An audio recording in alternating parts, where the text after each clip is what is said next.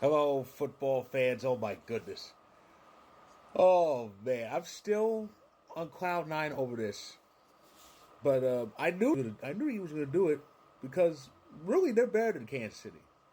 I didn't think it would be this decisive though. 40-22, and that score was all because Mahomes threw a couple of touchdowns in garbage time. It was 40-6 at one point. Chiefs were down by 34 twice. You know, and I kept telling people, the Chiefs, this year's Chiefs are like the biggest frauds ever. They kept skating by. They kept starting late. They kept getting away. They kept getting away with stuff by winning late. You know, the block field goal, the in one game,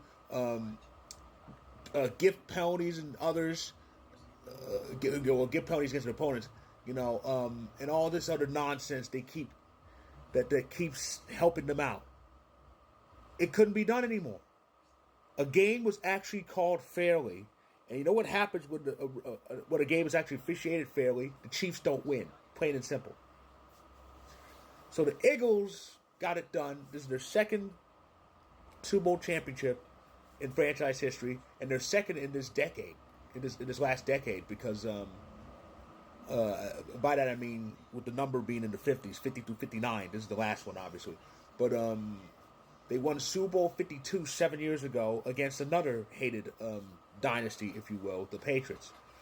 So yeah, what is it with the NFC East? The NFC East has a knack for beating these super villain teams. Remember, it was the Giants at first. Remember Eli and the Giants beat Brady twice, and now the Eagles beat Brady and they beat Mahomes. It's crazy. Speaking of Brady, of course, he was calling the game, which meant Mahomes has lost both Super Bowls involved somehow. But yeah, Mahomes played awful. Isn't that something?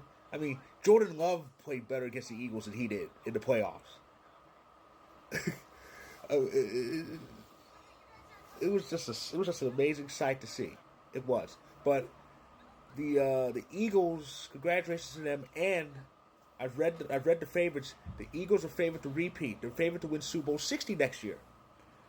And I think the Chiefs and Bills are tied for second. We're ninth, but a lot of things can happen.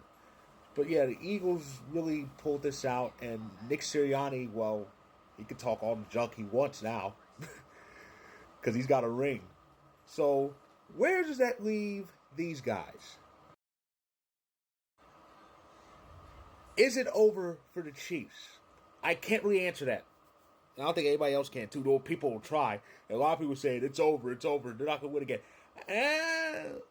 Not so fast. Because remember, a lot of people hoped for the demise of the Patriots dynasty for years. Now they would have some hiccup, but they would come back. Okay, and you see what happened with the Chiefs. Here's the thing: is this dynasty more toxic than the Patriots dynasty? Hell yes, it is. The quarterback's petulant. Their tight end is arrogant. Their kicker is a bigot. You know, it's very toxic. However, they're also more well-rounded than the Patriots. Think about it. Tom Brady needed a number of Hall of Famers with him to get those rings. Patrick Mahomes almost won 3 straight Super Bowls right after they got rid of Tyreek Hill, one of the best receivers in the league. That's frightening. That is frightening. Mahomes knows how to do more with just a bit less around him. But this season, it's been luck. It's been luck mostly with their wins. It's been luck, and this is why we begged somebody to knock them off, because they look like they will be able to be beatable. Yet they still somehow reached the Super Bowl with a chance to be the first team to win 3 straight Super Bowls, and just wasn't done. So, but it would be presumptuous of me to say it's over for the Chiefs, because there's a chance it may not be. I saw it for the stutter, but there's a chance they could rebound and be at least back in 60, if not win it, or this really could be it, and they could fall short and not even make Super Bowl 60. We don't know. We do know this, though. With this loss, only one team in all of NFL history, in all the NFL's 105-year history, only one team has three-peated in anything. Behold, folks. That's right.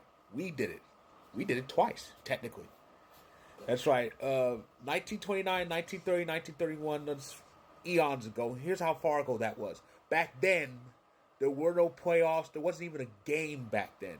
The standings determined who the NFL champion would be. The standings would. And entering 1929, the Packers hadn't won a championship at all.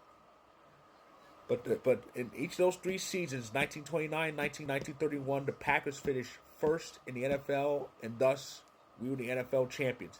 And of course, 31 was the last year before we would see an actual game played for the title. Though at that time, the only time we saw a game is when a tiebreaker situation had to happen.